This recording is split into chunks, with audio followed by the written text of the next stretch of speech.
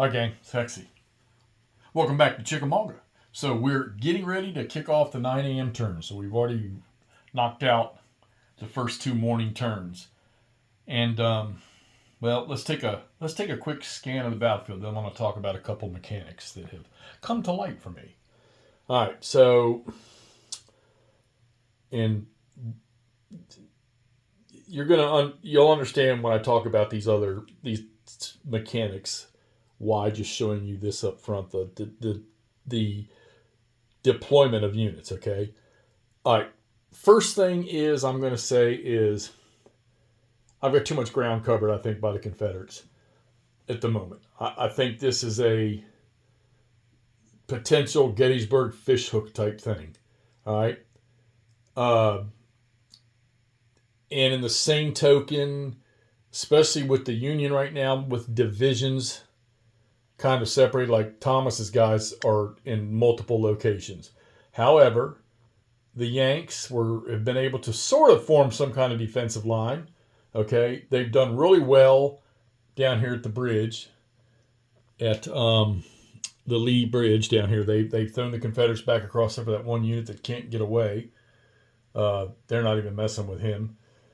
They've done pretty good right here in the middle. The Confederates have attempted an attack already for the first two morning turns, and they've not done so well. Matter of fact, I think they had one or two units thrown over into the broken box. They attempted to flank attack right there. They did not do well right there either. I think there's 3 guns in there and 8 infantry, 8 SP infantry unit in there, and they're trying to get developed on this side over here. Now, Stedman, he's got units here. He's got units up here that are holding the road to Rossville over there. But I also noticed too, the line of communications isn't necessarily cut off because they got this major road here too that's clear of Rebs. So there's a point in the game where you can start moving troops off the map. So, to help with victory. So I got to start thinking about that stuff too. Confederates still have reinforcements that are on the move, good reinforcements too. But I got to get them there and get them into the fight. All right. So this brings us, well, okay, so before I talk about these mechanics, this is definitely heavy favor right now for the Yanks, all right, because they have quite a chunk of forces on the map that they can get to places and slow down the Rebs. Not over yet, but I'm gonna talk about why maybe this is happening. So let's talk about the division priority mechanic. Okay. As opposed to AMFS, you have the potential to get a lot more Division 1 and Division 2 activations on one die roll. Okay? While I wasn't playing wrong, I wasn't using that effectively. Where you roll the one dice, you apply the same dice that you roll for the division, using the command table on the division cards when you get a DP1 and a DP2. So if it's law, if Hood gets a DP1 and DP2 and he rolls a 6, it applies to both Law, he gets a division group, and then Johnson will get division by brigade, okay? So that means you can execute, and you should be executing, both of those divisions' orders as if they were one big unit. Now, granted, so you're going to do all your fire combat across the board with all of them, and then you'll do, whatever your orders are, movement-wise or whatever, you'll execute them all, okay? Now, Johnson, he would have been division by brigade, so he could have had multiple different orders for the different brigades. But you could have put Law's entire division into attack and, done all that fire and then all that movement and then worked on each of the individual brigades from Johnson. But you get both of them moving in the same sort of moment, so to speak. All right, so what is another thing that leads to? Keeping your divisions within your corps working with each other. So that way, when you get that division priority 1 and division priority 2, you have a force that you can focus your attack with.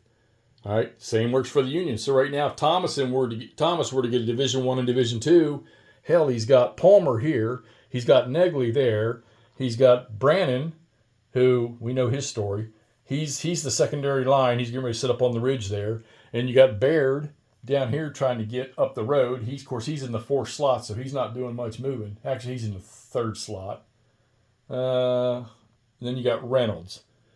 Where's Reynolds? I think Reynolds is down here somewhere. So he's got, let's see. Well, I'll tell you about Palmer or somebody. So he's got Negley right there. He's got Brandon right there. He's got Baird right here. And he's waiting for Reynolds to move on the board. Like I say, Stedman's spread all over the place. And Stedman's got a decent force, but they're in multiple locations, so I can't, apply anything. Now, I've been able to get Wilder back, and let me tell you something. While those units aren't strong, those red units right there, their firepower is tremendous. And they happen to have some guns that run around with them. That get to firing twice, 2 column shifts. And then you got Minty's cavalry from Mitchell's Cavalry Corps sitting right there, where he's got 2 brigades. Keep them together. Keep those divisions within the corps.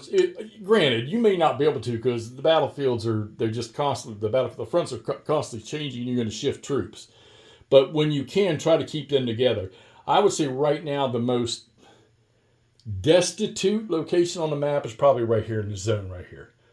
If the Confederates can get some more troops in here and get this joint attack going with those 2 divisions, something might, could change the face of this thing. Plus, you've got Cheatham right here. I'm trying to get him maneuvered over. So this turn here, I'm probably going to have to switch a few priorities. Plus, you got Preston's got a bunch of stuff that's still trying to get over to help out the units he's already got engaged.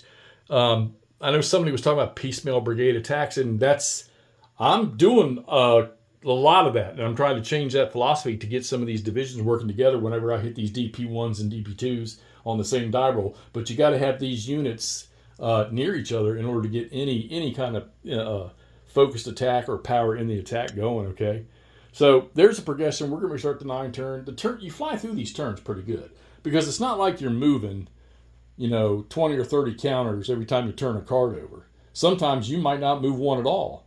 You might just do a fire, and maybe you try to do a rally with some of the other units in a brigade or a division or whatever. And you do a lot of that. I'm telling you, got to get these things rallied because you get one, like these cards where you can pull an enemy unit into engagement zone and then just light him up. Yeah, that's why this over here, the Confederates got chased away over here and almost here. So, yeah, you got to get these things together. But you know what? You got to attack. If you want to win, if you want to take the victory locations, you've got to get offensive. So we're now with the 19th, Polk has an additional, he's got a CIC card, which I didn't see that one coming, but it's a plus. And, both sides are up to, I think it's 6 event cards in the deck, from 4 to 6, or 8, I think it's 6. So, and you get 2 key event cards. Of course, I'm playing blind with the event cards. But I would recommend that if you can draw your key event cards yourself, pick them yourself, because I got a news for you. A majority of the time, you're probably going to use early in the fight the movement to the sound of the guns, march to the sound of the guns. So, which is great because you can march to the sound of guns if one of your units fires or if one of the enemy units fires. As long as you're within 10 hexes, you just got to move closer to where that firing was coming from. All right, so here we go. Rock Chickamauga. We're on the 19th of September. We're starting the 9 a.m. turn. And yeah, this thing is flowing nice. Every time I sit down and play, I knock out 2 turns in about an hour and a couple minutes. All right, having a blast with this thing.